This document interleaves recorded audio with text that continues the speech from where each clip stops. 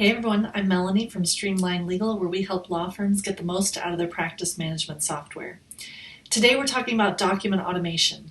And as I've mentioned before, it is a fantastic tool that can save you a ton of time and help you avoid a lot of clerical errors. And so I wanted to go ahead and talk to you a little bit about why you're having to edit so many of your automated documents.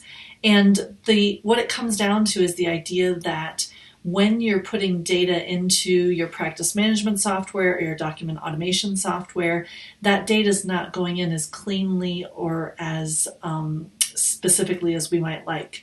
And so I have a few tips that I thought might help when you're putting information into your practice management software or document automation software. And I want to share those with you now. So I'm going to bring up my screen here and show you. I'm using Clio as an example, but of course the same applies whether you're working with Practice Panther or any other document practice management software or document automation software. And so here I'm putting in some contact information. And the first thing that I'd recommend is wherever possible, I want you to go ahead and copy and paste that information from some other source.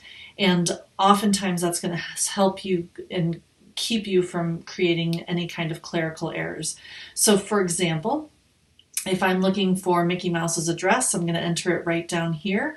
I'm going to go and find Mickey Mouse's address online. And a lot of times, if we're talking about attorneys, there's websites with their contact information. That's the easiest place to get that. And of course, if your client has filled out any kind of forms or anything like that, that would be a great place to get that information from.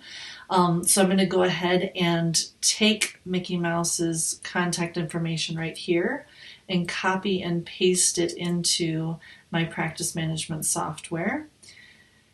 And my next tip as we get to the state here is the idea that you want to remain consistent. If you want your letters and your forms to be filled out consistently, then you need to make sure your data goes in consistently. So for example, if we're talking about a state, I want to be consistent.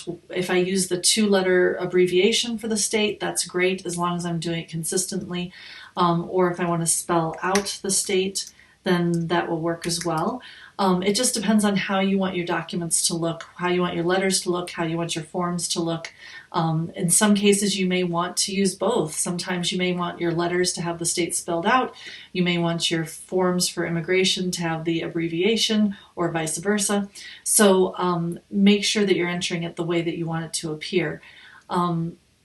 So the other thing that I want to mention is tip number 3 is don't put any trailing spaces after your information. So here I put in the word California.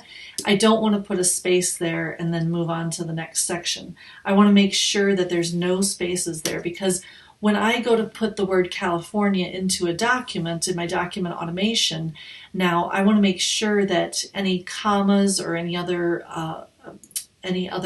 information that I want to come after it doesn't have a space. So I don't want it to be California space comma. I want it to be California comma. And so I want to make sure there's no space after the information that I'm entering. And then the last thing that I want to share with you is the idea that when we use abbreviations, and this applies particularly with respect to addresses, but it can also apply to titles, whether it's Mr. or Mrs. or Doctor or whatever we're using.